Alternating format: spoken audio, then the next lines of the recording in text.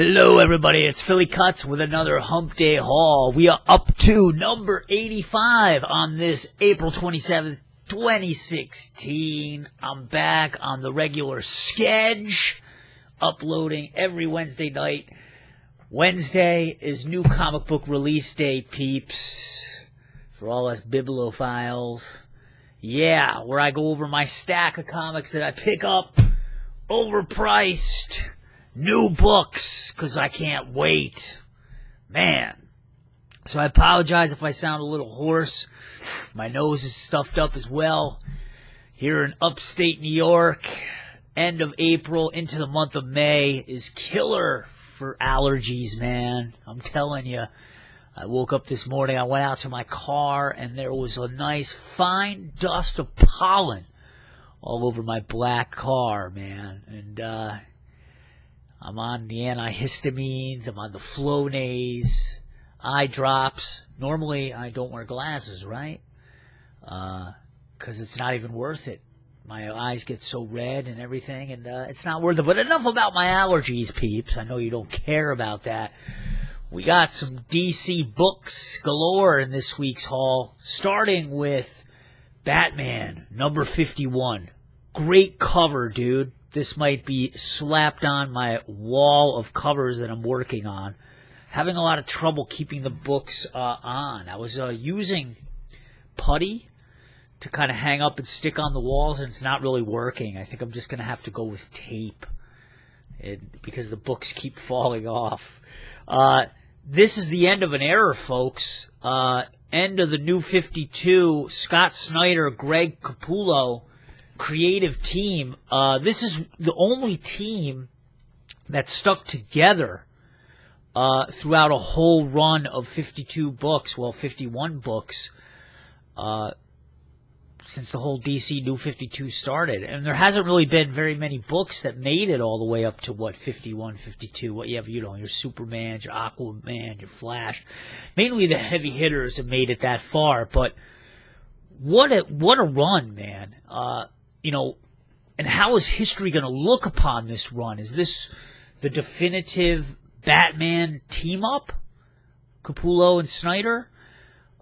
Certainly since the turn of the century, right? Certainly since 2000. But where does it rack up all time? I mean, that's really, I guess, what the debate is. Now, this issue is just kind of a quiet night, they say, for Bruce Wayne back as Batman. And it's kind of an exploration of what Gotham City has meant to Batman. How has Gotham changed Batman? How much does Batman, Bruce Wayne, really even know about Gotham? So interesting themes that Snyder is exploring. There's also some very touching scenes between Alfred, who we know is the father figure for Bruce Wayne, who's always been, at least in this New 52 series, been very torn about Bruce Wayne having to go out into the night of Gotham as Batman. There's also a very, very poignant scene between newly reinstated Commissioner Gordon. I guess he's hung up the Mecha Bat suit, which is kind of disappointing. It was growing on me a little bit, even though how unbelievable it was. But there's a brief scene between him and Gordon here. That's pretty cool. I do like the silhouette effect. Kind of gives a good effect for Batman's new costume. Kind of getting a George Washington sort of feel for some reason with Batman's new costume. The way it looks, side profile. I don't know, man. I'm just feeling like that dome piece is looking like all Washington to me. I don't know why. It probably makes no sense. But it's pretty cool. I do like the new suit. So I would like to know what you guys think, man. Where does this stand? Where does this creative team stand in the world of Batman history? How far do we rank it? I got to imagine that these two guys are going to be working together again, probably in the near future. I would say within a couple years. I can't see it going that long because they worked so damn well together, So I guess we'll have to see, and time will tell. So the end of an era, you may want to pick up Batman number 51, even if you don't really collect it. Harley Quinn, number 27. Now, I don't know, man, if this is like shots fired or what. The Red Tool. Now, who is this poking fun at, peeps? Who in the Marvel Universe? Red Tool, Deadpool? Yeah, that's right. Kind of poking fun at Deadpool. Now, Harley Quinn is kind of in a very transitional phase here. She just broke ties with the Joker in a great issue. You might want to pick up issue number 25. I think that's going to be a key issue in the history of Harley Quinn. She broke ties with Joker, embraced him in a kiss, and even bit his lip off. It was great. This Red Tool guy, if you want to learn a little bit more about his backstory, just pick up the last issue. They have a great fight, and John Timms is doing the artwork in this issue. They have an awesome fight at a roller derby, and I just really love the way Timms draws Harley Quinn and her facial expressions. It's pretty cool. It's pretty classic stuff. I mean, just the grimaces, the way the eyes look, just kind of little touches that I really enjoy. They get into this huge fight at the roller rink. There's lots of carnage. It's pretty bloody. Harley Quinn is pretty maniacal, man. And I guess it's shaping up that this Red Tool dude may be just as crazy and out of control as Harley. She may have met her match. But like I was saying, she's in a weird transitional phase. Mason Macabre, her other love interest that she had to break out of Arkham Asylum, is under like witness protection with Batman. He has a lot of tie-in. Mason Macabre has a lot of tie-ins with the mayor's office, which is extremely corrupt in Harley Quinn's universe.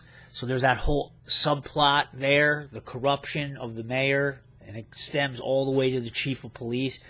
So she's kind of on her own. So I'm wondering if her and this Red Tool are going to hook up. Because a little spoiler action here. After they have their little battle at the roller derby, they're up in the Ferris wheel, albeit she is handcuffed. She is detained. They enjoy a little dinner. Now, I don't know how I feel about that. You know, can't see Harley Quinn really going for that, man.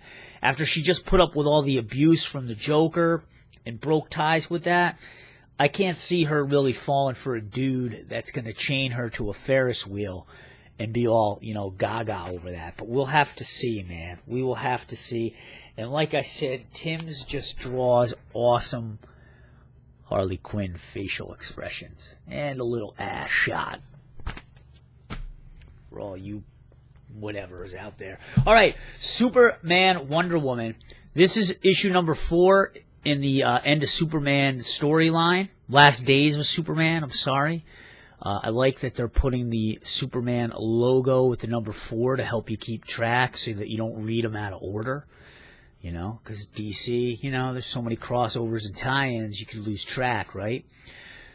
Superman is basically doing the rounds, letting superheroes know, such as Supergirl and various others, that he's dying. And now he makes the rounds over to Ms. Wonder Woman, who is looking great in this issue. Jesus, who's doing the drawing? Ed Beans or Ed Benz? I can't say it. He's doing the artwork, and Wonder Woman looks great. So, I don't know. Lois Lane be damned. Superman kind of reveals the news to her. It gets pretty hot and heavy. It gets pretty emotional. I can't wait to read this fully rather than just skimming through the issues like I normally do. But Lois Lane be damned. And look at this great panel, man. Look at that embrace. And I guess the true feelings that the Man of Steel has had for Wonder Woman are really coming out there. And it's funny, while they're in embrace, they actually get phone calls. She gets a phone call from that guy, Steve, from Argus, who I guess was a love interest. And, of course, Superman gets a phone call from Lois Lane. So it'll be interesting to see how this plays out, what the tie-ins are going to happen. I'll be interested to see how this goes, man. And the writing in this storyline so far has been great by Tomasi. He's been doing an excellent job, and it's been some of the best writing Superman has had for a while. So check it out. It's great. Okay, the Omega Men, number 11. The Omegas uniting the planets of the Vega system to uprise against the evil Alphas, the nefarious Alphas who are headed by a religious sect that have tried to suck the planets and the people dry of the Vega system. There's great tie-in here with the Green Lantern universe and Kyle Rayner. Originally, Kyle Rayner was captured by the Omega Men. They put a bomb in his throat. That's how they kind of kept him subdued. But it turns out that Kyle Rayner is becoming a big, big force along with the Omega Men to help rally the peeps of the Vega planets to rise up against the Alpha. Tom King is doing the writing here. He's doing a great job. The artwork of Barnaby Barenga has been excellent. I love it. This is a deep, thoughtful story. Lots of good characterization. Lots and lots of world building. Like I said, I enjoy the connection that it kind of has to the Green Lantern universe a bit. Great, great book. And if you don't know, Tom King is going to be heading up Batman after Rebirth. He's going to be the main man. He's going to be the main writer on the main title. So you may want to put this on your radar, man. The Omega Men, number 11. All right, let me move my cheat sheets here a little bit forward here because we have Sinestro. Number 22, another penultimate issue. God damn, I am so disappointed that this series, written by Cullen Bunn, who hit the park out of this series, is coming to an end. It's just sad. I don't know why this book was not on people's poll list. I don't know why it didn't get the attention that I felt it deserved. It really fleshed out and added multi-dimensions to Sinestro. And I really like where this storyline is going now. Sinestro is drained, people. And because of that, he has put his daughter, Sornik, I can never say her name, in charge of the Yellow Lanterns of Fear. Now, this is going to give her a whole lot of new perspective into her father. You know, it's going to maybe make her realize why Sinestro had to make certain choices that he's made and the pressure that it takes to be that level of a leader in this DC crazy space opera universe. Now, what I like in this issue as well is that there is a bit of Red Lantern action, and this is Dax Star doing work. If you know Dax Star, you know that he is the loving cat of Atrocious, the leader of the Red Lanterns. He does a number on these terraforming alien species who are part of a science outfit. What's interesting is that the Red Lanterns use these scientists as bait to get the Yellow Lanterns to come confront them.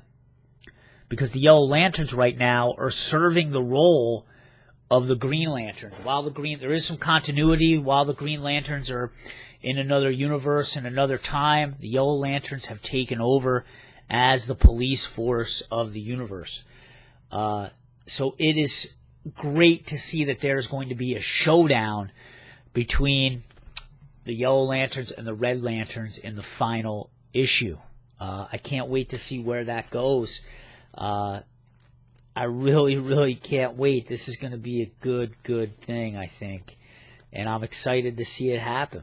I did read a bunch of the Red Lantern trades, and I came to enjoy it. My only regret is that Guy Gardner is not going to be part of the crew there. You know, Guy Gardner was leader of the Red Lanterns for a minute. Well, actually for a while.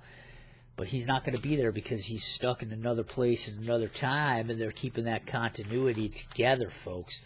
So if you get a chance, man, you want to jump on board for a fun 2 issues, you know, pick up Sinestro, man. Give Cullen Bunn some love. All right. Spider-Woman number 6, I'm not even going to try to pretend what's going on here because this is number 4, or issue 4 in a big, huge Spider-Woman crossover series. Here's where it's all over here. It's Spider-Woman Alpha, and it's with Spider-Gwen and Silk. This is going to be taking place over the next couple months. I just like Spider-Woman. I think what Mr. Hopeless... Dennis Hopeless has done with the writing in this series has been tremendous. And I hope that once this, 2-issue interlude ends, that he's going to go back to writing Spider-Woman, her dealing with raising her newborn baby. Last issue you really want to pick up. I mean, it really delves into Ms. Drew's mindset about having to raise a child and then balance that with the demands and the rigors of, being a superhero. And it was just great. It was tremendous writing. And if I'm not mistaken, I think Dennis Hopeless recently had a child, maybe in the past couple years. And you could kind of tell that he was really writing from the heart on this, that it was just really pure, great writing, of something that he knows because he's been there. And if anybody who's had a child, I don't have any children, but I know that everyone says your life changes. Once you have kids, your life's changed. Your priorities, your hopes, your fears. So I'm not even going to pretend what's going on in this issue because I'm most likely going to buy the whole Spider-Woman Alpha thing in trade form when that comes out.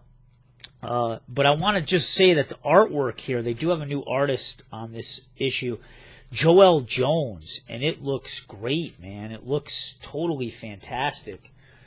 I'm loving the artwork. There's Silk and Spider-Gwen, who I never really developed an affinity for. But damn, I don't know. I wonder if she's going to be sticking with the series or if she's just doing this work for the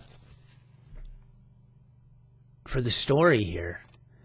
But it looks great. Big props to that. Okay. Another Marvel issue. I got Star Wars number 18. The whole Rebel prison saga continues. Sunspot Prison.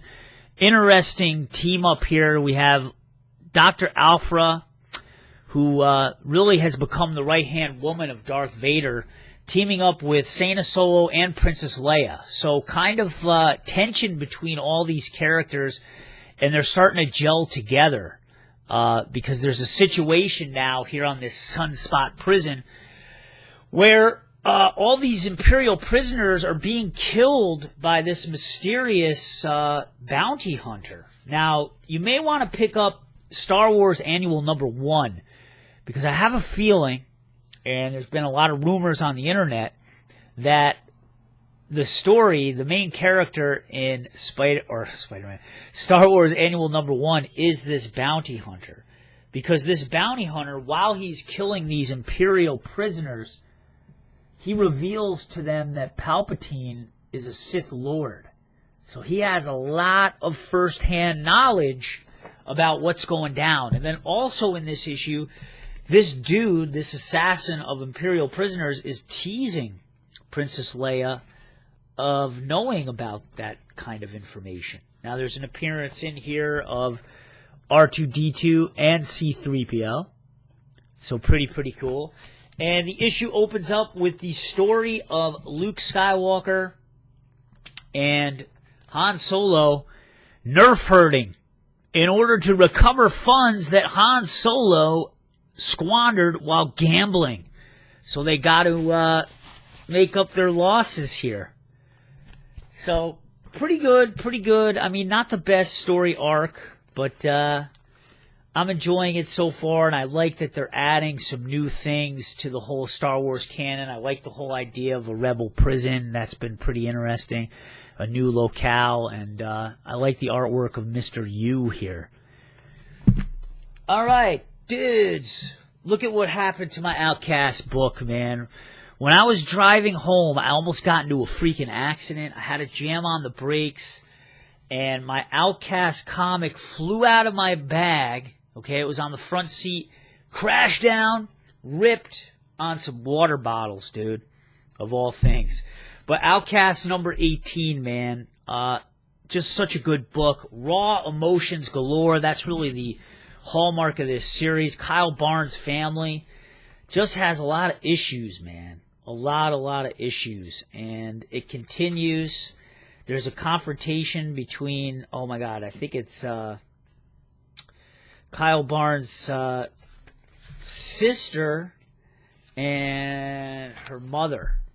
So that's pretty intense. Also, we get a lot more insight in this issue into Kyle Barnes' sister's mindset regarding her recent possession, which is pretty interesting and pretty cool. And we do learn some more of the intentions of the Devil Man, Sydney. This guy right here, this sinister, nefarious being who just has it out for Kyle Gardner, the Outcast, and the Reverend Anderson.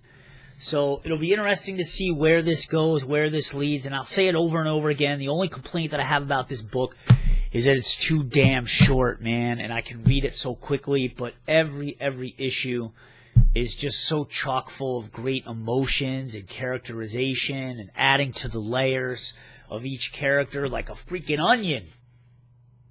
And it makes me cry. It only takes me about 5 minutes to read through the issue. All right, Dark Horse. We have Hellboy and the B.P.R.D. number 3. This wraps up the year 1953. Now, don't be misled here. It says issue 3, but there's actually 5 issues to this series. There's 3 issues to this story arc, but then before there are like 2 standalone issues that have 2 mini stories each.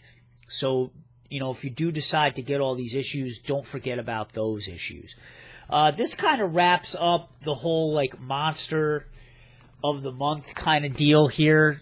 Hellboy in suburban America, the Eisenhower era, the Cold War era. There are some Russians in this.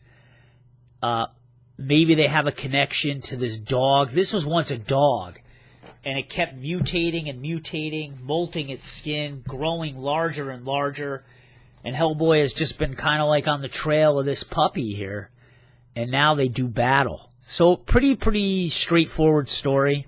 If you don't know a lot about Hellboy, it's not a bad series to just jump on board. I gotta say that the artwork of Paulo Rivera is just great, man. And I do like the coloring of Dave Stewart. It's a lot brighter color palette than we're used to seeing with him. And it just looks great, man. I really hope that Paulo Rivera sticks with this series a lot longer than this here. I hope he goes on, because I think that these were the first issues he's ever drawn for them. Here's man's best friend stepping in against mutants' man's best friend. So, check it out. Hellboy and the B.P.R.D. 1953. Pretty straight up Hellboy versus a monster. Nothing to it, but I'm going to do it. All right, and then finally, Dark Horse, issue number 1. Aliens Defiance starts. Check out that character there. Now, this story takes place in between Aliens, the first movie, or Alien, the first movie, and Aliens. And if you remember, there was like a 57-year period from the time when Alien happened to Aliens, and I guess that was when Ripley was adrift in space during that time. Well, anyway, the protagonist in this story, she's a colonial marine named Zula Hendricks. She stumbles across this ship, and the nefarious corporation, what is it, Weyland-Yutani? Yeah, Weyland-Yutani Corporation has an interest in this ship, and they recruit Miss Zula to find out what's on board this ship. Now, I don't know how much they're really going to expand on the Aliens universe. There are androids involved in this, and if you know anything about Aliens and the Alien universe, those damn androids kind of have a propensity to malfunction, especially in the first movie, Alien. Now, I don't know if this comic book is a celebration of Alien Day. If you didn't know, Yesterday was Alien Day, 4/26, and I don't know, I guess it's kind of a nod to the whole planet where the aliens were discovered. What was it, LV 426? I don't know if they were trying to do like a whole thing that Back to the Future was doing a while ago, and they came out with special like Coke cans and stuff.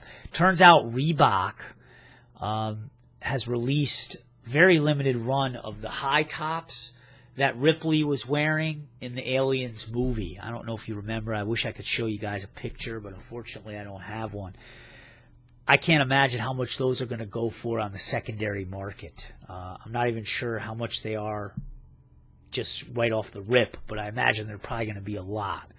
The artwork in this looks great by Tristan Jones. It seems dark. It almost has like a Nameless feel to it, that series. Nameless, kind of dark, foreboding. And I guess we'll see what happens here. The writer here, oh God, who's the writer? Jesus, I just said it. Brian Wood has kind of billed the protagonist here, Xena, as not your typical colonial marine. So I guess we'll see how that goes. And I'm willing to give this a shot. They say that it's a return to the survival horror roots. I don't know. I don't know how scary that's going to be when, like, I don't know, it seems like 5 pages in, right off the rip, you're being introduced to the xenomorphs. I mean, if you know aliens anyway, you already know what they look like anyway, but usually, right, usually don't they kind of tease it for, like, an issue before? So I don't know, I guess it's kind of bucking the trend there. There's one of the cyborgs.